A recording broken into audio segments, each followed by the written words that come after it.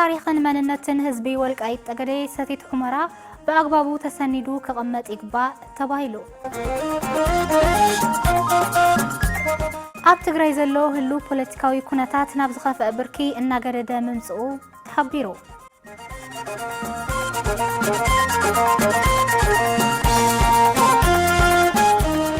السلام تاني بصحكم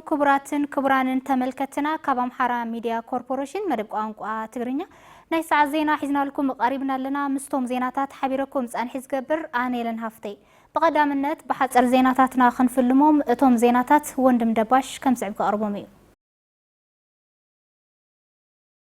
ኢትዮጵያውያን ኣብ ታሪኽና ሓድሽ ምዕራፍ ዓወትን ምዕባለን ጽሒፍና ክብሉ ምክትል ቀዳማይ ሚኒስትር ተመስገን ጥሩነህ መልእኽቲ ኣመሓላሊፎም ህዝብና ኣብ ሻውዓይ ሓፈሻዊ መረጻ ብሰላማዊን ስልጡንን መገዲ ናብ መረጻ ጣብያ ብምምጻእ ጥንኩሩን ላዕላዊነት ሃገር መንግስቲ ክትምስረት ብዘኽእሎ ብነጻ ድሌት ህዝብን መረጻን ጥራሕ ምዃን ብተግባር ኣረጋጊጹ ኢሎም ካብዚ ኸይዲ ታሪኻዊ ክንምሃሮ ንኽእል ዓብይ ሓቂ ኣሎ ኣብ ሃገርና ዘሎ ፖለቲካዊ ስልጣን ካብ ነጻ ድምፂ ህዝቢ ወጻኢ ብኻልእ ኣማራጺ ክረጋገጽ ኣይኽእልን ሓይሊ ይኹን ብኢድ ኣታውነት ክመጽእ ከም ዘይኽእል ዘይፈቕድን እዩ ኢሎም ኢትዮጵያውያን ዝኾነ ይኹን ፍልሊ ብመገዲ ሰላም ክፈትሑ ዝኽእሉ ስልጡን ዲሞክራሲ ኣካይዳ ምዃኖም ንዓለም ኣረጋጊጾም እዮም ኢሎም ሕድሕድ ዜጋ ብቁሪ ፀሓይ ጸልማት ነዊሕ ሰዓታት ታራ ሒዞም ብምጽባይ መጻኢ ዕጫ ሃገር ናይ ምውሳን ሓይሊ ከም ዘለዎም ብዕምቆት ተረዲኡ እዩ ኣብ መወዳእታ ከረጋግጾ ዝደሊ ከም ዝበልዎ ናይ ዝመረጻ ናይ መወዳእታ ውጽኢት ብዘየገድስ ኢትዮጵያ ተዓዊታ ኢትዮጵያ ምፍራስን ምብትታንን ዝሓልሙ ዝነበሩ ብመረጻ ኣቢሎም ህውከትን ዕግርግርን ንምፍጣር ለይትን ቀትርን ዝዓለሙ ዝነበሩ ውሽጣውን ግዳማውን ጸላእቲ ድሌታት እኪ ሙሉእ ብሙሉእ ፈሽሉ እዩ ክብሉ ገሊጾም ኢትዮጵያውያን መሪጾም ኢትዮጵያ ተዓዊታ ኢሉ ግልጋሎት ኮሙኒኬሽን መንግስቲ ኢትዮጵያ ካብ ዜጋታት ዝደለየቶ ሁሉ ኣብ ዝደለየቶ ግዘን ኹነታትን ትርከብ ሃገር እያ ንሃገሮም ዝሓትትዎ ሁሉ ንምሃብ ንድሕሪት ዘይብሉ ዜጋታት ስለዘለዋ ኣዝያ ኾሪዓ እያ ካብ ዓድዋ ክሳብ ግድብ ህዳሰ ካብ ወገን ምትሕጋዝ ክሳብ ሓምላዋይ ዓሸራ ተሳትፎ ዜጋታት ሓተቲ ልዕሊ ዝደለየቶ ተሳኺዕላ እዩ ሎም እውን ንስ እዩ ተደጊሙ ኢሉ ኢትዮጵያዊ ዲሞክራሲ ንምግባር ብልጽግና ዲሞክራሲን መረጻ መንግስትን ንምምራጽ ንሕገ መንግስታዊነት ጽኑዕ መሰረት ክትሓትት እያ ትደሊ ኢሉ ነዚ ድማ ንመበል ሸውዓይ ሃገራዊ መረጻ ከም ዓብይ ኣጋጣሚ ምጥቃም ኣድልይዋ ነይሩ بملسو እውን ልዕሊ 54 ሚሊዮን ዜጋታት ንመራጽነት ተመዝግቦም እናተጸበዩ ነይሮም እዮም እንሆ ጻውዒት ኣዶ ሃገር ተቀቢሎም ዜጋታት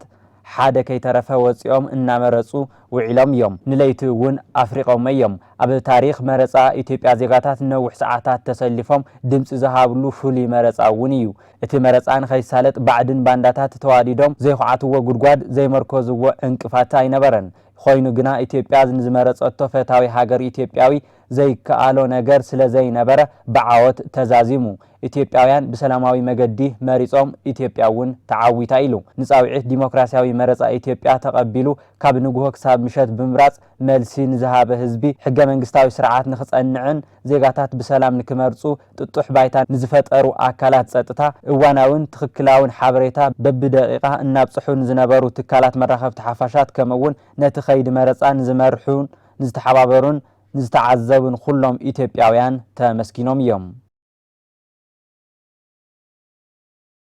ውጽኢት መረጻ በቲ ቦርዲ ዕላዊ ክሳብ ዝኸውን ካብ ካልኦት ዝኾኑ ዓይነት ፍልፍላት ዝወጹ ሓበሬታታት ካብ ምዝርጋሕ ምቁጣብ የድሊ ኢሉ ብሄራዊ ቦርድ መረጻ ኢትዮጵያ ውጽኢት መረጻ በቲ ቦርዲ ዕላዊ ክሳብ ዝኸውን ካብ ካልኦት ዝኾኑ ዓይነት ፍልፍላት ዝወጹ ሓበሬታታት ካብ ምዝርጋሕ ምቁጣብ ከም ዝግባእ ብሄራዊ ቦርድ መረጻ ኢትዮጵያ ኣተሓሳሲቡ እቲ ቦርዲ ብመሰረት መረጻ ሕጊ ውጽኢት በቲ ቦርዲ ዕላዊ ክሳብ ዝኸውን ብትዕግስቲ ተጸበይ ክብል እውን ኣተሓሳሲቡ እዩ እቲ ቦርዲ ኣብ ማሕበራዊ ምትእስሳር ገጹ ኣብ ዘመሓላለፎ መልእኽቲ 24 ግንቦት 2018 ዓመተ ምህረት ብዝለዓለ ንቕሓትን ትዕግስትን ድምጽ ንዝሃቡ መረጽቲ ምስጋና ኣቕሪቡ በዚ እውን እቲ ቦርዲ ብመሰረት መረጻ ሕጊ ውጽኢት በቲ ቦርዲ ዕላዊ ክሳብ ዝኸውን ብትዕግስቲ ምጽባይ ከም ዝግባእ ብምግላጽ ካብ ካልኦት ፍልፍላት ዝወጹ ሓበሬታታት ካብ ምዝርጋሕ ተቆጠቡ ክብል እውን ኣፍሊጡ ዝኸበርኩም ተመልከትና ሰማዕኹም ሓጸርቲ ዜናታትና ዚኦም ይመስሉ ነይሮም ሕጂ ድማ ብዝርዝር ናብ ንሪኦም ዛዕባታት ክንሰጋገር ህዝቢ ወልቃይት ጠገዴ ሰቲት ሑመራ ታሪኹን መንነቱን በአግባቡ ተሰኒዱ ዘይመቀማጡ ንጉጅለ ነበር ህወሓት ጥጡሕ ባይታ ፈጢሩሉ ጸንሒ ተባሂሉ እዚ ጉጅለ ናይ ባዕሉ ናይ ፈጠራ ታሪኽ ኣብ ልዕሊ እቲ ሓድሽ ወለዶ ንምጽዓን እውን ብዙሕ ጻዕሪ ይገብር ከም ዝነበረ ተሓቢሩ ትንሳኤ ደምለው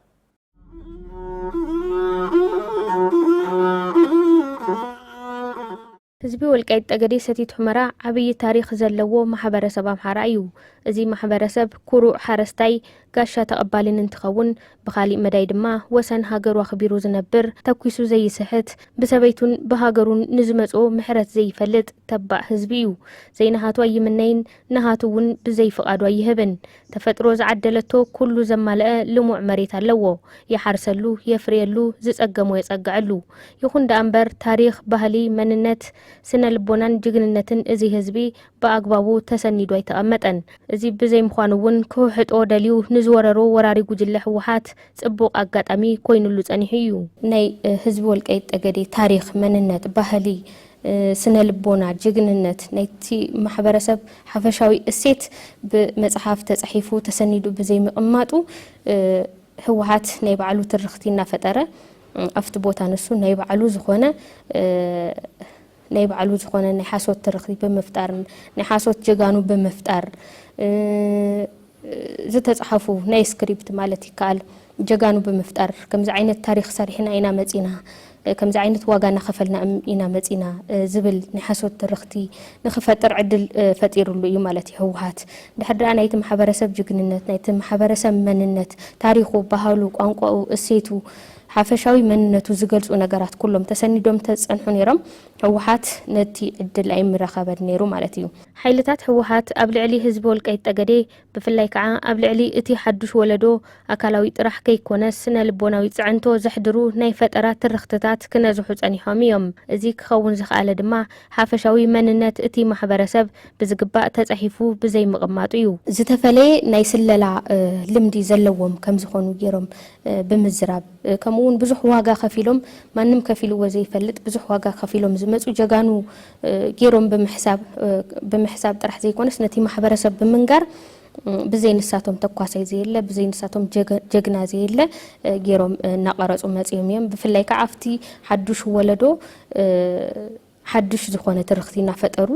ዲሞግራፊ ናይ ምቕያር ስራሕቲ እናሰርሑ መጽዮም እዮም። ነበር ጉጅለ ህወሓት ትግራይ ሪፐብሊክ ናይ ምምስራት ዕላማ ዓሊሙ ጉዕዞኡ ናብ መሬት ወልቃይት ጠገዴ ካብ ዝገበረሉ ካብ 1968 ዓመተ ምህረት ሒዙ ክሳብ ምውዳቕ መንግስቲ ደርጊ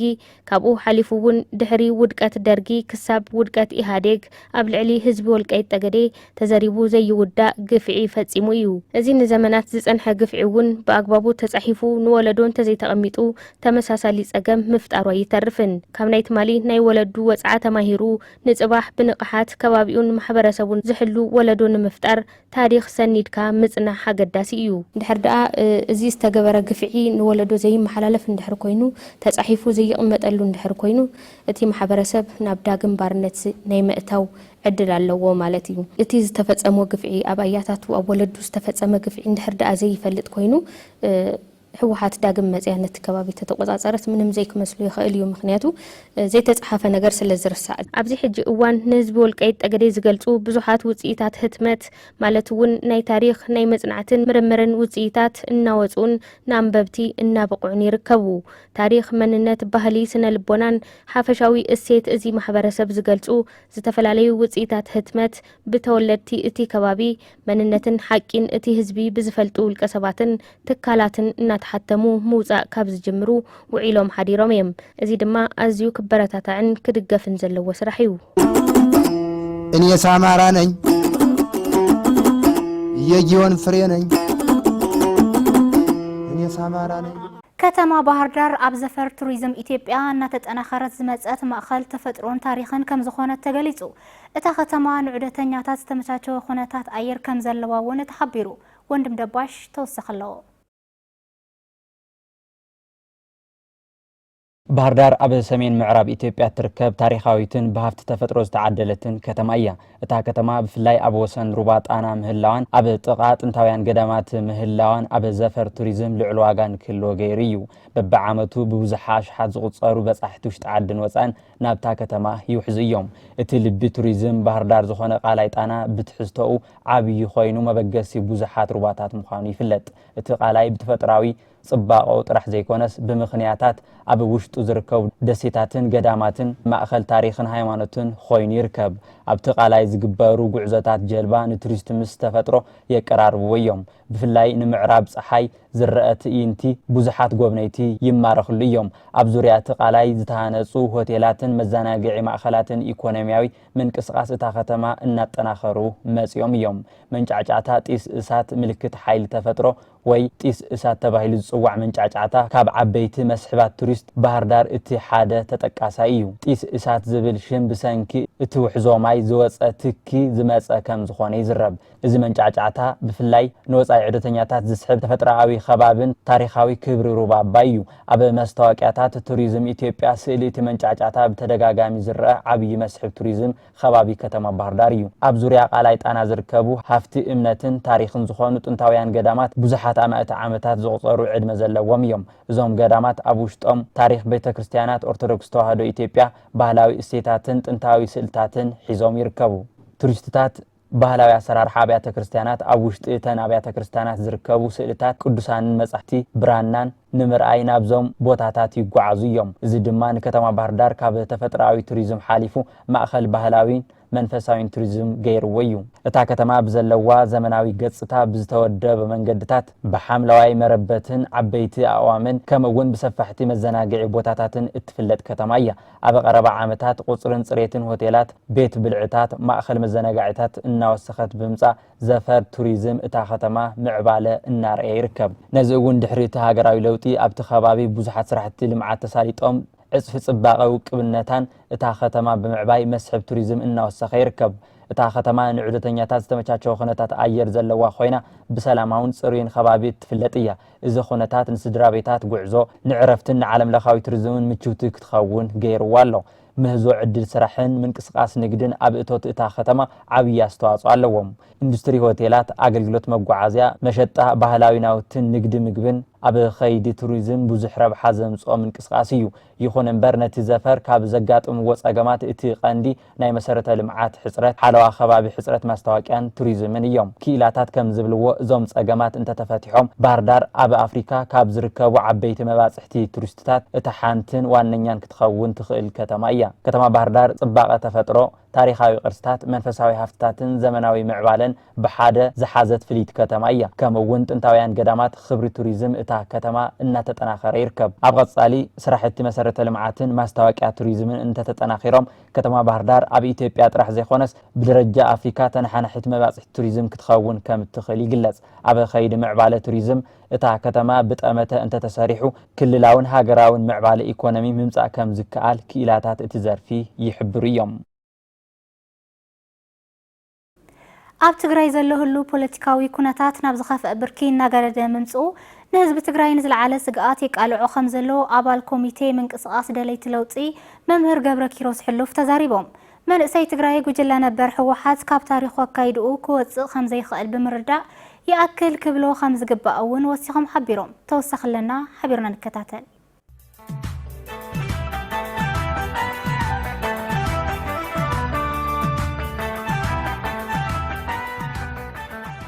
ኣብ ትግራይ ዘሎ ህሉ ፖለቲካዊ ኩነታት ናብ ዝኸፍአ ብርኪ እናጋሃደ ምምጽኡን እቲ ኣብ መንጎ ጉጅለ ነበር ህወሓትን ግዜያዊ ምምሕዳርን ተፈጢሩ ዘሎ ምክፍፋል ንህዝቢ ትግራይ ንዝለዓለ ስግኣት የቃልዖ ከም ዘሎ ኣባል ኮሚቴ ምንቅስቓስ ደለይቲ ለውጢ መምህር ገብረ ኪሮስ ሕሉፍ ይዛረቡ። መምህር ገብረ ኪሮስ ሕሉፍ ከም ዝዛረብዎ መንእሰይ ትግራይ ጉጅለ ነበር ህወሓት ካብ ታሪኻዊ ኣካይድኡ ክወፅእ ከም ዘይከኣለን ትሕዚ ዝረአ ዘሎ ምክፍፋል ድማ ንመዋቕር መንግስቲ ክለምስ ይገብር ከም ዘሎ ይገልጹ። ከም ትንታነ መምህር ገብረ ኪሮስ ጉጅለ ነበር ህወሓት ዓለም ለኻውን ሃገራውን ሕግታት ተገንዚቡ ኣካይድኡ ክቕይር ባህሪኡ ኣይፈቕደሉን፣ ህዝባዊ ቅብልነት ክስእን ከሎ ምስ ህዝቢ ኣብ ክንዲ ምምኽኻር ካሊእ ኣጀንዳ ዘኸፈት እዩ ባህለ እዮም። ኣብ ትግራይ ዘሎ ናይ ሰላም ጸጥታ ክፍተት ንምምላእ ትግራይ ፒስ ፎርስ ተባሃለ ሓድሽ ህዝባዊ ሓይሊ ይንቀሳቐስ ከም ዘሎ ብምዝኽኻር እዚ ሓይሊ እዚ ካብ ዝኾነ ፖለቲካዊ ወይ ሃይማኖታዊ ውግንና ነፃ ኮይኑ ኣብ ትግራይ ሰላምን ሕግን ንምርግጋፅን ንመጻኢ ነፃ መረፃ ንምክያድን ዓብይ ተራ ከም ዘለዎ ዝግመት እዩ ባህለ እዮም። ምሁራን ተጋሩ ብዓለም ለኸ ስታንዳርድ ተወዳዲሮም ንጉጅለ ነበር ህወሓት ዘቃልዕ ዲፕሎማሲያዊ ቃልሲ ክገብሩ ብምጥቃስ መፍትሒ እቲ ጸገም ውሽጣዊ ለውጥን ምስ ፌደራል መንግስቲ ብምትሕብባር ሕጋዊ ስርዓት ብምዝርጋሕን እቲ ለውጢ ብሰላማዊ መንገዲ እንተዘይተመሪሑ ናብ ውሽጣዊ ግጭት ናይ ምቕያር ዕድሉ ዝለዓለ እዩ ክብሉ ስጋኣቶም ይገልጹ።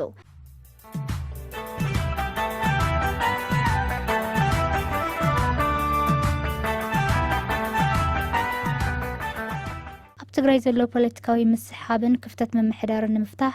እቲ ህዝቢ ካብቲ ጉጅለ ጥቕሚ ዘቐድም ነባር ኣሰራርሓ ወፂኡ ብሓድሽ ናይ መንእሰይ ውዳበን ስርዓትን ክትጋእ ከም ዘለዎ እውን ይሕብሩ። ኣብዚ ሕዚ እዋን ኣብ መንጎ ዝተፈላለዩ ጉጅለታት ሕወሓት ተፈጢሩ ዘሎ ዘይምርዳእ ናብ ታሕተዋይ መሓወር ፀጥታ ወሪዱ ስጋኣት ከይፈጥር ዓብዪ ሸቕለት ይረኣሉ ዝበሉ እቲ መንእሰይ ትካላት ፀጥታን ህዝባዊ ረብሓ ዘይኮነስ ንውስን ጉጅለታት ዘገልግሉ እንተኾይኖም እቲ ክልል ናብ ዝኸፍአ ቅልውላው ክኣቱ ከም ዝኽእል እውን ይሕብሩ። ይኹን እምበር እቲ ሓይሊ ፀጥታን ካብ ዝጉጅለ ምስሓብ ወፃኢ ኮይኑ ንረብሓ ህዝቢ ደው ክብሉ ከም ዘለዎ ብምግላጽ መንእሰይ ትግራይ እውን ኣብ ሲቪላዊ መሓወር ብስፍሓት ብምእታው ነቲ ብውዲትን ብጥንቃቐን ጉለታን ዝተሓላለኸ ኣሰራርሓ ክቕይሮ ከም ዝግባእ የገንዝቡ። ዋና ፍታሕቲ ቅልውላው እቲ ህዝቢ ምስ ሓድሽ ወለዶ ተወዲቡ ነቶም ኣብ ኩናትን ክሳራን ዘእትዎ ዘሎ ጉጅለ ድጋፍ ዘይመሃብ እዩ። እቲ ስርዓት ጉጅለ ነበር ሕወሓት ክቕየር ኣለዎ፣ ሓድሽ ስርዓት ክመጽእ ኣለዎ ክብሉ እቶም መንእሰይ ይሕብሩ። ኣብ ውሽጢ ትግራይ ዘሎ ናይ መሪሕነት ምክፍፋል ንባዕሉ ሓደ ብድሆ እዩ ዝበሉ እቶም መንእሰይ ይኹን እምበር እዚ ምክፍፋል እዚ ናብ ሕድሕድ ኩናት ከይተቐየረ ብወገን መንግስቲ ፌደራል ይኹን በቶም ኣብ ትግራይ ዘለዎ ኣካላት ብስቕታን ብትዕግስትን ምሕላፍ ከም ሓደ ዝነኣድ ለውጢ ክውሰድ ከም ዝግባእ እውን ይዛረቡ። ኢትዮጵያ ዘድልያ ንቑሕ መራሒ ዝበሉ እቶም መምህር ድግሪ ወይ ማዕርግ ዘለዎ ጥራሕ ዘይኮነስ ነቲ መፍትሒ ክደሊ ዝኽእል ካብ ናይ ዕስለ ወይ ጉጅለዊ ኣተሓሳስባ ወፂኡ ንህዝቢ ዘቐድም መሪሕነት የድልዮ እዩ ባህላ እዮም።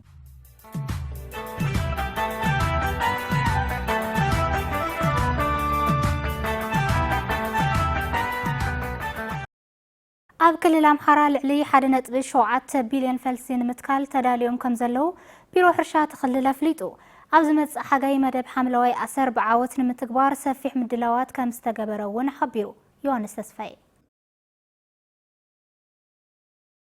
ዓለም ብክሊማ ተጠቂዓ መጠን ሙቀት እናወሰኸ ኣግራባት እናበረሱ መጠን በረኻነት ምድርና እናነሃረ ብምምጽኡ ብዛዕባ ድኒ ክሕሰብ ክውጋዕ ክስርሕን ናብ ተግባር ክእተውን ከም ዝግባእ ተኣሚኑሉ ዓለም ኣብ ዙርያ ጠረጴዛ ዘትያ እያ። እዚ ዘተ በረኻነት ዓለም ንምክልኻልን ሙሳኽ ሙቀትን ሃሩርን ንምንካይን እንታይ ይገበር ብዝብል ርእሰ ጉዳይ ናይ መፍትሒ ሓሳባት ንምቕባል እዩ ነይሩ። ኣብቲ ዋዕላ ዝተኣመነሉን ዝነበረ ዓብላላይ ድምፂን እውን እቲ ንቡር ዝነበረ ድኒ ዓለም ናብቲ ዝነበረሉ ኩነታት ምምላስ እዩ ነይሩ። ኣብ ሙሳኽ ሙቀት ዓለም እቲ ልዑል እጃም ዝወሰዳ ዝማዕበለ ሃገራት እንትኾና ምንም ተሳትፎ ንዘይነበረን ሃገራት ካሕሳ ብምኽፋል ኣብ ምምላስ ደኒ ዓለም ዝግብአን ንኽዋስኣ ወሲነን ከም ዝተለዓላ ይዝከር። በዚ መሰረት ሃገርና ኢትዮጵያ እውን ዋላ ኣብ ሙሳኽ ሙቀት ዓለም እዚ ዝበሃል እጃም ኣያሃልያ መጠን ዝናብ ሰፍ ንምባልን ኣብ ምምላስ ንቡር ደኒ ዓለም እጃማ ንምውፋይን ብቁርፀኝነት ተላዕላ በብዓመቱ ብወፍሪ ፈልስታት ትተክል ኣላ። በዚ መሰረት ኩለን ክልላት ሃገርና ነበርተን ኣውፊረን ብዙሓት ቢልዮናት ፈልስታት ብምፍላስ እናተኸላ መጽአን እየን። ካብዘን ክልላት ሓንቲ እቲ ናይ ኣንበሳ ውፅኢት እናተዋፅአት ዝመፀት ክልል ድማ ክልል ኣምሓራ እያ። ኣብ ክልል ኣምሓራ ልዕሊ 1.7 ቢልዮን ፈልሲ ንምትካል ተዳልዮም ኣለው። ኣብ ዝመጽእ ሓጋይ መደብ ሓምለዋይ ኣሰር ብዓወት ንምትግባር ሰፊሕ ምድላዋት ከም ዝተገበረ ቢሮ ሕርሻ ክልል ኣምሓራ ኣፍሊጡ። ሓላፊ እቲ ቢሮ ኣይተ ደረጀ ማንደፍሮ ኣብ ዝሃብዎ መግለጺ ኣብ ቀረባ እዋን ንዝካየድ ፕሮግራም ተኽሊ ሓምለዋይ ኣሰር መሰናድኦ ስራሕቲ ተሳሊጦም ኣለው። ዝተፈላለዩ ረብሓታት ዘለዎም ፈልስታት ናይ ምድላው ስራሕቲ ከም ዝተሰርሐ እውን ገሊጾም 1.78 ቢልዮን ፈልሲ ንምድላው ትልሚ ተታሒዙ ዝነበረ ኮይኑ ክሳብ ሕዚ ድማ 1.72 ቢልዮን ወይ 97.3 ሚታዊ ፈልሲ ተዳልዮም ኣለው። ልዕሊ 261,000 ሄክታር መትኸል መሬት ድማ ተላልዩ ኣሎ። ምድላው ጉድጓድ ተኽሊ ኣብ ኩሉ ከባቢታት ቀፂሉ ከም ዘለውን ኣብሪሆም ብተወሳኺ ተበግሶ ሓምለዋይ ኣሰር ኣብ ሓፈሻዊ ልምዓት ሃገርና ርኡይ ለውጢ የምጽእ ከም ዘሎ ቶም በዓል ስልጣን ገሊጾም ኣብ ሕብረተሰብ ዓብዪ ናይ ስራሕ ባህሊ ምምሕያሽ ከም ዘምጽአን ሕብረተሰብ ኣብቲ ስራሕ መሪሕነት ብምውሳድ ነቲ ፈልሲ እናሓብሓብን ውፅኢታዊ እናገበረን ምህላው እውን ገሊጾም ዛጊድ ዝተተኸሉ ፈልስታት ንምክልኻልን ንምሕብሓብን ህዝቢ ጉልበቱ ፍልጠቱን ግዚኡን ሂቡ ከም ዝነበረ እውን ገሊጾም እዚ ምንቅስቓስ ኣብ ምሕላው ከባቢን ጽዕንቶ ለውጢ ክሊማ ንምክልኻልን ዝሕግዝ ምዃኑ እውን ኣብሪሆም ሎሚ ዝተተኸሉ ፈልስታት እስትንፋስ ናይ ጽባሕ ወለዶ እዮም ድማ ኢሎም ናብ ሓምለዋይን ብልጽግትን ኢትዮጵያ ንምስግጋር ዋሕስ ምዃኑ እውን ገሊጾም እዚ ናይ ልምዓት ስራሕ ንኹሎም ኢትዮጵያውያን ዝጥርንፍ ብምዃኑ ናይ ኩሉ ወለዶ ሓላፍነት እዩ ክብሉ እውን ሓቢሮም ንዕውትነት ዝዕማም በብደረጃው ዘለው ናይ ምድላው ተግባራት ካብ ብኸዚኡ ብጽሬትን ተወፋይነትን ምስራሕ ከም ዝግባእ እውን ኣብሪሆም ዝኸበርኩም ተመልከትና ሰማዕኹሞም ዝርዝርን ሓጸርቲ ዜናታትና እዚኦም ይመስሉ ነይሮም። ሕጂ ድማ ዕለታዊ ሓበሬታ ናባኹም ነብፅሕሉ ሰዓት በፂሕሎ ናይ ሎሙዓንቲ ዕለታዊ ሓበሬታ ናባኹም ዘብፅሕልና መሳርሕተ ዮሃንስ ተስፋዬ ኣብ ስቱድዮ ተረኺብሎ ናብኡ ወስደኩም ኳድሓን መጽኻ ዮሃንስ ኳድሓን ጽና ሄለን ንሎሚ ዝሓስካዮም ዕለታዊ ሓበሬታና ተመልከትና ብፅሕልና የቀኒሊ ሄለን እንግዲህ ክቡራት ተመልከትና ከምቲ ዝፍለጥ ሻውዓይ ሓፈሻዊ ምርጫ ኣብ ኢትዮጵያ ከም ዝተኻየደ ይፍለጥ እዩ ማለት እዩ እቲ ሻውዓይ ሃገራዊ ምርጫ ከምቲ ልሙድ ዝተሳለጠሉ ኩነታት ኣለዎ ማለት እዩ እዚ ሻውዓይ ሓፈሻዊ ምርጫ ፍሉይ ዝገብሮ ካብ ጫፍ እስካብ ጫፍ ሃገር ብዘይካ ዝተወሰና ሃገራት ወይ ዝተወሰና ፀገም ዘለዎን ክልላት ሙሉእ ብሙሉእ ከምዚ ምርጫ ከምዚ ዝተገበረ ይፍለጥ እዩ ማለት እዩ እዚ ምርጫ ብፍላይ ኣብ አዲስ አበባ ዝነበረ ሃዋህውን ኣብ ክልል ኣምሓራ ዝነበረ ሃዋህውን ብጣዕሚ ፍሉይ ብዝኾነ መልክዕ እዩ ተኻይዱ ማለት እዩ እዚ ምርጫ ከምቲ ልሙድ ከምቲ ዝፍለጥ ኣብ ክልል ኣምሓራ ዘለው ፀገማት ይፍለጡ እዮም ፀገም ፀጥታ ከም ዘለው ዝፍለጠሉ ኩነታት ኣለዎ ማለት እዩ ግን ከምኡ ኮይኑ እውን እቲ ህዝቢ ፀጥታ ከይፈርሐ ከይሰግአ ይመርፀኒ እዩ ዝብሎ ንሓሙሽተ ዓመታት ከም መሓድረኒ ይኽእል እዩ ዝብሎ ብነቂስ ወፂኡ ዝመረፀሉ ኩነታት ኣለዎ ማለት እዩ ከምቲ ንሪኦ ዝነበርና ኣብኡ ተመረፅ ብፍላይ ኣብ ከተማ ባህር ዳር ተመረፅቲ ዝነበሩ ምክትል ቀዳማይ ሚኒስትር ተመስገን ጥሩነህን ናይታ ከተማ ከንቲባ ከምኡውን ናይ ክልልና ናይ ክልል ኣምሓራ ኣመሓዳሪ ዝኾኑ ኣይተ ኣረጋ ከበደ ኣብቲ ምርጫ ዝተሳተፍሉ ማለት ተመረፅቲ ሕፁያት ዝነበርሉ ኩነታት ዝፍለጥ እዩ ማለት እዩ ካብቲ ናይ ምርጫ ጎስጓስ ጀሚሩ እስካብ ምርጫ ዝነበረ ስነ ስርዓት ግን ብጣዕሚ ብፍሉይ ኩነታት እቲ ህዝቢ እቲ ካልእ ወገን ትፅኢት ዘይገብሮ እዩ ዝነበረ ማለት እዩ ብፍላይ ኣብ ሃገርና ኢትዮጵያ እንግዲህ ከምቲ ዝፍለጥ ብዙሓት ናይ ውሽጥን ናይ ደገን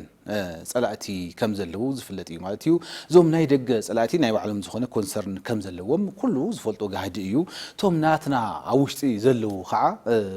ወገናትና ኮይኖም ግን ንባዳ ዘገልግሉ ዘለው ከዓ ንኸብዶም ዝተገዝኡ ወይ ከዓ ብስሕተት መንገዲ ከይዶም ዝተሰዓተ ኣካይዳ ተቐቢሎም ኣብ ዓዶም ትርምስ ክፍጠር ጻዕሪ ዝገበርሉ ኩነታት ነይሩ ቅድመ ህዚ እውን ኣብዚ ምርጫ እቲ ምርጫ ብኣግባብ ከይስነድን በአግባብ ከይፍጸምን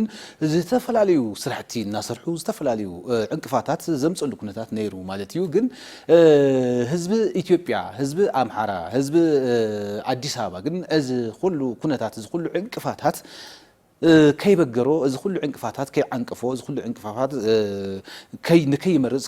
ከይገበሮ ባዕሉ ብነቂስ ብምውጻእ ካብ ለይቲ 11 ሰዓት ጀሚሩ እንዲያም ምሸት እውን ዝተሰለፉ ከም ዝነበሩ እዩ ሓበሬታ ዘሎ ማለት እዩ ኣብ ዝተፈላልዩ ቦታታት ካብ ለይቲ 6 ሰዓት እውን ጀሚሮም ዝተሰለፉ ነይሮም ማለት እዩ እንደገና ገና ስለ ዝኾነ ናብ ገዛኦም ከዱ ዝተገበረሉ ኩነታት ነይሩ ማለት እዩ እና ካብ 12 ሰዓት ጀሚሩ እስካብ ምሸት 12 ሰዓት ምርጫ ዝተኻየደሉ ኩነታት ነይሩ ማለት እዩ እቲ ህዝቢ ግን ብነቂስ ወፂኡ ተሰሊፉ ስለ ዝነበረ ናይ ምርጫ ሰዓት ተዛዚሙ ኣብ 12 ሰዓት ግን ሓድሽ ኣዋጅ ክወፅእ ተገይሩ ማለት እዩ ሓድሽ ኣዋጅ ምውፃእ ኣድላይ ስለ ዝነበረ ብሄራዊ ቦርድ መረፃ ኢትዮጵያ ሓድሽ ኣዋጅ ኣውፅኡ ሓድሽ ደንቢ ኣውፅኡ እቲ ህዝቢ እስካብ ዝውድእ ድረስ እቲ ህዝቢ መርጩ እስካብ ዝዛዝም ድረስ ፃንሒት ንኽግበር ሓድሽ ኣዋጅ ወፅኡ በቲ ሓድሽ ኣዋጅ መሰረት እቲ ሕብረተሰብ ነቂስ ወፂኡ ዝመረፀሉ ኩነታት ነይሩ ማለት እዩ እዚ ምርጫ ኣብ ክልልና ብፍላይ ኣብ ክልል ኣምሓራ ፍሉይ ዝገብሮ ኣብ ፀገም ዘለው ከባቢታት ኣለዎ ማለት እዩ ዝተፈላለዩ ወረዳታት ዝተፈላለዩ ከተማታት ኣብ ፀገም ኣለዋ ማለት እዩ እዘን ኣብ ፀገም ዘለዋ ወረዳታትን ከተማታትን ቀበሌታትን እቲ ፀገም ከይዓንቀፎም ንሕና ከይመረፅና ክንሓልፎ ኣይግባእን እዚ ዓመት ከይመረፅና ንምንታይ ኢና ክንሓልፍ እቲ ዝኾነና ፓርቲ እቲ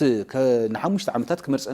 ክመርሐና ዝኽእል ፓርቲ ክንመርፅ ይግባእ ብምባል ኣዴታት ከይተረፈ ኣቦታት ከይተረፈ ዓበይቲ ሰባት እንዲያውም ኣብ ሚድያ ንሪኦ ከም ዝነበርና ጥሙሳት ከይተረፈ ወፅየን ዝመረፃሉ ኩነታት ነይሩ ማለት እዩ እዚ ማለት እዚ ምርጫ ይምልከተኒ እዩ ኣነ ናይ ዓደይ ናይ ሃገረይ ንሓሙሽተ ዓመታት ዝፀንሕ ዕድል ኣብ ኢደይ ስለ ዝኾነ ክመርፅ ይግባእ ብምባል ብነቂስ ወፂኦም ዝመረፅሉ ኩነታት ነይሩ ማለት እዩ ብፍላይ ኣብ ከተማ ጎንደር ፍሉይ ዝገብሮ ተምሃሮ ዩኒቨርሲቲ ዕድሚኦም ከበጽሑ ንምርጫ በጽሑ ፈላማይ ዝኾነ ናይ ምርጫ ኣብዚ ኣብ ሻውዓይ ኣብ መበል ሻውዓይ ሓፈሻዊ ምርጫ ፈላማይ ዝኾነ ናይ ምርጫ ከይዶም ዘካይድሉ ኩነታት ነይሩ ማለት እዩ ዞም ናይ ዩኒቨርሲቲ ተምሃሮ ስሚዕቶም ክገልጹ ከለዉ ብጣዕሚኦም ሕጉሳት ዝነበሩ ማለት እዩ ንምንታይ ኣነ ዕድሚኤ በጽሑ ዩኒቨርሲቲ ኣትየ እንደገና ንምርጫ ስለ ዝበቃዕኹ ብጣዕሚ ሕጉስ እየ እዚ ፈላማይ ዝኾነ ናተይ ኣብ ምርጫ ዝተሳተፍኩሉ ስለ ዝኾነ ብጣዕሚ ሕጉስ እየ ዝብል ርእቶ ዝሃበሉ ኩነታት ነይሩ ዝሃበሉ ኩነታት ነይሩ ማለት እዩ ዝተፈላለዩ ተምሃሮ ብፍላይ ኣብቲ ዩኒቨርሲቲ ዝነበረ ኩነታት ምርጫ ነፃን ዲሞክራሲን ስለ ዝነበረ ኣነ ዝምልከተንን ዝጥምተኒን ክመርሐኒ እዩ ዝብሎን ባዕለይ ዝደልዮ ባዕለይ ዝብህጎ ዝነበርኩ ባዕለይ ክመርጾ ኢለ ይሓስቦ ዝነበርኩ ሰብ ብዘይ ምንም ዕንቅፋት ብዘይ ምንም ጎስጓስ ብዘይ ምንም ተጽዕኖ ባዕለይ እየ መሪጸ ዝብል ርእቶ ዝሃብሉ ኩነታት ነይሩ ማለት እዩ ኣብ ካልኦት ከተማታት ክልል ኣምሓራ እውን እቲ ምርጫ ብዕውት ኩነታት ከም ዝተሳለጠ ሓበሬታታት ይሕብሩ ማለት እዩ ዝተፈላለዩ ተመረጽቲ እውን ኣብቲ ከባቢ ነይሮም ተሳቲፎም ባዕሎም እውን መሪጾም እንደገና እቲ ናይ ምርጫ ኩነታት እውን ዝተዓዘብሉ ኩነታት ነይሩ ማለት እዩ ክዕዘቡ ከለዉ እንታይ እዮም ኢሎም ንኣብነት ኣይተ ተመስገን ጥሩና ከይዶም ኣብቲ ዝነበርሉ ኣብቲ ዝምረጽሉ ቦታ ማለት ጊሻባይ ይባሃል እቲ ክፍለ ከተማ ኣብ ባህር ዳር ኮይኑ ጊሻባይ ዝባሃል ክፍለ ከተማ እዩ ጊሻባይ ዝባሃል ህዳሴ ቀበሌ ይዝባሃል እዩ ማለት እዩ ኣብ ህዳሴ ቀበሌ ከይዶም ክመርጹ ከለዉ እቲ ኩነታት እውን ተዓዚቦም እዮም ማንም ጎስጓስ ዘይገበረ ማንም ተጽዕኖ ዘይብሉ ኩሉ ሰብ ብናጽነት እናመርጸ ከም ዝነበረ ሪኦም ኣለዉ ማለት እዩ እንዲያውም መልእኽቲ ኣመሓላሊፎም ነይሮም ኣብ መልእኽቶም እንታይ እዮም ኢሎም ማለት እዩ ዝተፈላለዩ ናይ ኢትዮጵያ ናይ ደጋውን ገዳማውን ጸላእቲ እዚ ምርጫ ንከይካይድ ዓበይቲ ዝበሃሉ ጻዕርታት ተገይሮም እዮም ዕንቅፋታት እውን ተደርዲሮም ነይሮም እዮም እስካብ መንገዲ ምዕጻይ ዝተገበረሉ ኩነታት ነይሩ ማለት እዩ እዚ ኩሉ ግን ህዝብና ክመርጽ ኣለኒ ብዝብል ተስፋ ብዝብል ልበ ሙሉእነት ወፂኡ ካብ ለይቲ ጀሚሩ እስካብ ምሸት ብትዕግስቲ ተሰሊፉ ሰልፊ ሒዙ ወረፋ ሒዙ ዝመረጸሉ ኩነታት ተዓዚብና ኣለና እዚ ብጣዕሚ ሕጉስ ዝገብረና እዩ ማንም ይመርጽ ማንም ይኹን ማንም ዋናኡ እንታይ እዩ ኣብቲ ርእሲ ህዝብና ኣብቲ ርእሲ ኣብቲ ኣተሓሳስባ ህዝብና ዘሎ ኩነታት ኣሕጉስና ምክንያቱም ንሓሙሽተ ዓመታት ክመርጸኒ ዝኽእል ፓርቲ ክመርጽ ይግባአኒ ኢሉ ብቁርጸኝነት ብዘይ ምንም ንድሕሪት ናይ ምሕሳብ ወይ ዝኾነ ነገር ክገጥመኒ እዩ ኢሉ ናይ ምስጋእ ናይ ስጋኣት ኩነታት ብዘይ ምንም ናይ ስጋኣት ኩነታት ወፂኡ እንደገና ብዓቕሊ ኣብቲ ሰልፊ ከምቲ ዝረኽዮ እቲ ሰልፊ ብጣዕሚ ነዊሕ ዝነበረ እስካብ ምሸት 12 ሰዓት ዝጸንሐሉ ኩነታት እዩ ንሰዓታት ተጸቢኻ ኢኻ ትመርጽ ማለት እዩ ንሰዓታት ተጸቢዩ እቲ ህዝብና መሪጹ እዩ እና እዚ ብጣዕሚ ዝድነቕን ኣነ ብኢትዮጵያዊነተይ ዝኮራዕኹሉ ኩነታት ኣሎ ዝብል መልእኽቲ እዮም ኣመሓላሊፎም ማለት እዩ ዝተፈላለዩ ፓርቲታት እውን ናይ ፓርቲታት ኣቦ መንበራት እውን ዝገለጹሉ ኩነታት ሓሳቦም ዝገለጹሉ ኩነታት ነይሩ ማለት እዩ ናይ ኤዲሃን ነይሩ ናይ ኣብን ናይ ዝተፈላለዩ እንትን ፖለቲካዊ ውድባት መራሕቲ ኣብቲ ምርጫ ተሳቲፎም እዮም ሶሙን መሪጾም እዮም ነቲ ምርጫ እውን ተዓዚቦም እዮም እቲ ምርጫ ክዕዘቡ ከለዉ ክገልጹ ከለዉ ባዕሎም በኣንደበቶም ዝገልጽዎ ነገር እንታይ እዩ እቲ ምርጫ ዘይሻራዊ ፍትሓውን ነፃን ዝኾነ እዩ ዝነበረ ማንም ሰው ጎስጓስ ዘይገበሮ ማንም ሰው ኣብ ዝመረጽ ዝብል መደናገሪ እውን ሓሳባት ከይተዋሃበ ባዕሉ እቲ ሰብ ዝደልዮን ዝሓስቦን ብናጽነት ብዘይሻራዊ ኣካይዳ ዝመረጸሉ ኩነታት ነይሩ ማለት እዩ እዚ ብጣዕሚ ዝጠናኸር ማንም ይኹን ማንም ተመራጺ ማንም ይኹን ማንም ይስዓር ግን እዚ ከይዲ እዚ ብፍስሩ ኣብ ኢትዮጵያና ኣብ ሃገርና ብምርኣይና ሕጉሳት ኢና እዚ ናይ ዲሞክራሲ ሃዋህው ክንደይናይ ንዓበየ ከም ዝመጸ ዘረጋግጸልና እዩ ዝብል ሓሳባት እዮም ሂቦም ዝተፈላለዩ ናይ ፓርቲታት ኣቦ መንበራትን ያው ተሳተፍቲ ኣብቲ ምርጫን ሕጹያትን ማለት እዩ ከምኡውን ዝተፈላለዩ ናይ ኣፍሪካ እንግዲህ ከምቲ ዝፍለጥ ዓድና ኢትዮጵያ ናይ ኣፍሪካውያን ጸገም ብኣፍሪካውያን ንክፍታሕ ዓበይቲ ጻዕርታት እናገበረት ከም ዘላ ዝፍለጥ እዩ ማለት እዩ ግን እዚ ኮይኑ እናሃለዎ እውን እዚ መንግስቲ እዚ ምርጫ ቦርድ መረፃ ቦርድ ኢትዮጵያ እውን ዕድላት ነቶም ኣፍሪካውያን ወገናትና ናይ ምዕዛብ ዕድል ሂቡ ሓደ ካብ ኢጋድ ካልኣይ ከዓ ካብ ኣፍሪካ ሕብረት ኣፍሪካ ማለት እዩ ተዓዘብቲ ዝመጽሉ ኩነታት ነይሩ ማለት እዩ እንዲያውም ናይ ሕብረት ኣፍሪካ ተዓዘብቲ ጉጅለ ዝመርሖ ዝነበረ ናይ ቀደም ነበር ፕሬዝዳንት ኬንያ ኡሁሩ ኬንያታ እዩ ዝነበረ ማለት እዩ ኡሁሩ ኬንያታ ኣብ አዲስ አበባ ኣብ ዝተፈላልያ ናቁጣታት መረፃ ብምኻድ እቲ ዝነበረ ምርጫ ዝተዓዘበሉ ኩነታት ማለት ንሶም ክገልጽ ከለኹ ጉጅለኦምን ብሓደ በምግባር እዩ ማለት እዩ እሶምን ጉጅለኦምን ኣብ ዝተፈላለየ ናቁጣታት አዲስ አበባ ናይ መረፃ ናቁጣታት ማለት እዩ ኣብኡ ብምዝዋር ዝረአዩሉ ኩነታት ነይሩ ማለት እዩ ብጣዕሚ ሕጉሳት ከም ዝነበሩ እንደገና ሓሳቦም ዝገለጹሉ ኩነታት ነይሩ ማለት እዩ እቲ ምርጫ እቲ ህዝቢ ብዘይ ምንም ጎስጓስ ብዘይ ምንም ተጽዕኖ ብዘይ ምንም በቃ ሓደ ብዘይ ሻራዊ ኩነታት ናፃን ፍትሓዊን ዝኾነ ኩነታት እቲ ህዝቢ ይመርጽ ከም ዝነበረ እዮም ገሊጾም ማለት እዩ እዚ እውን ሓደ ናይ ምስክር ስለ ዝኾነ ዓብይ ናይ ኢትዮጵያ ናይ ዲሞክራሲ ሃዋህውን ዕቤት ዲሞክራሲን አካይዳን እንደይና ይናኸደ ከም ዝነበረ ዝገልጽ እዩ ማለት እዩ እንደገና ናይ ኢጋድ ማለት ናይ ኢትዮጵያ ናይ አፍሪካ ናይ ኢጋድ ወኪላት እውን ኣብ አዲስ አበባ ተረኺቦም ኣብ ዝተፈላለዩ ናቁጣታት ምርጫ ዝተዓዘብሉ እቲ ምርጫ ተከይድ ምርጫ ዝተዓዘብሉ ኩነታት ነይሩ ማለት እዩ ሶም እውን ሓሳቦም ገሊጾም ኣለው ሓሳቦም ክቡ ከለው እቲ ህዝቢ ክንደይናይ ናይ ዲሞክራሲ ጻምእን ድሌትን ከም ዘለዎ ዝረአናሉ ኩነታት አሎ ማለት እዩ እቲ ህዝቢ ንባዕሉ ዝመርጾ ንባዕሉ ዝኾሮ ፓርቲ ንምምራጽ ካብ ለይቲ ጀሚሩ እስካብ ምሸት ተሰሊፉ ብዘይ ምንም እንቅፋት ዝመረጸሉ ኩነታት ነይሩ ማለት እዩ ኣብቲ ምርጫ እውን ዝተዓዘብናዩ ኩነታት ታዩ ማንም ዘደፋፍእን ዘገድድን ነገር ከም ዘየለ ነፃን ዲሞክራሲን ከም ዝነበረ ዝረአናሉ ኩነታት አሎ ዝብል ሓሳባት እዮም ሂቦም ማለት እዩ ብሓፈሻ እቲ ምርጫ ናፃ ፍትሓዊን ዘይሻራዊን ብዝኾነ መንገዲ ተኻይዱ እዩ ማለት እዩ ኢትዮጵያ ስዒራላ ህዝቡን ስዒራላ ደጊማ ስዒራላ ማለት እዩ ኣብቲ ኢኮኖሚያዊን ኣብቲ ማሕበራዊን ኩነታት ተኸዶ ዝነበረት ቃልሲ ህዝቡን ኣብ ዲሞክራሲያዊ አካይደን ኣብ ህንጸት ዲሞክራሲን ዝሰዓረትሉ ኩነታት አሎ ማለት እዩ እዚ እውን ኢትዮጵያ ንኻልኦት ሃገራት ክፉት ምግባራ ንኻልኦት ሃገራት መጽኦም ክዕዘቡ ምግባራ ክንደይናይ ዲሞክራሲያዊን ንዲሞክራሲን ጻምእ ዘለዎ ህዝቢ ከም ዘሎን እንደገና ዲሞክራሲ ኢትዮጵያ ንዓበይ ከም ዘሎን ዘመላኽት ኩነታት እዩ ዘሎ ማለት እዩ ብፍላይ ኣብ ክልልና ኣብ ክልል ኣምሓራ ዝተሳለጡ ምርጫታት እቲ ህዝቢ ኣብ መንጎ ኣብ ውሽጢ ጸገም እናሃለውን መራሒኡ ክመርጽ ናብ ድሕሪት ከም ዘይብል ዘረጋገጸሉ ኩነታት አሎ ማለት እዩ እዚ ምርጫ ሰላማዊ ኮይኑ ዝኾነ ይኹን ዝሰዓር ይስዓር ግን እዚ ኩነታት ከዓብን ክምዕብልን በዚ ክቕጽልን ከም ዝግባእውን ዝተፈላለዩ ናይ ፖለቲካ ውድባትን ዝተፈላለዩ ናይ ማሕበራዊ ሚድያ አንቃሕቲ ሓሳቦም ዝሃበሉ ኩነታት አሎ ማለት እዩ ንሕና እውን ከም ሚድያ ዝተዓዘብናዮ ኩነታት አሎ ማለት እዩ እቲ ምርጫ ታዩ ዘይሻራዊን ፍትሓዊን ብዝኾነ ናፃ ብዝኾነ መንገዲ ከም ዝተሳለጠ ምርግጋጽ ኽኢልና ኣለና እዚ ሃዋህው እዚ ናይ ዲሞክራሲ አካይዳ ጠንኪሩ ክቕጽል ንሕና እውን ባህግናን ድሌትናን እዩ ናይ ሎማዓንቲ ሓበሬታ እዚ ይመስል ክቡራት ተመልከተይ ኣብዚ ወዲእ ኣለኹ ኣነ ይቐኒየለይ እሺ ዮሐንስ ንስሓብካና ሓበሬታ ኣዚና ነመስገን ኣነ እውን ይቐኒየለይ ዝኸበርኩም ተመልከትና ናባኹም ዘበልናዮ ዕለታዊ ሓበሬታና እዚ ይመስል ነይሩ ቅድሚ ምዝዛምና ዓበይቲ ዛዕባታትና ክነስታውሰኩም ታሪኽን መንነትን ህዝቢ ወልቃይት ጠገዴ ሰቲት ሑመራ በአግባቡ ተሰኒዱ ክቕመጥ ይግባእ ተባሂሉ ኣብ ትግራይ ዘሎ ህሉ ፖለቲካዊ ኩነታት ናብ ዝኸፍአ ብርኪ እናገረደ መምጽኡ ተሓቢሩ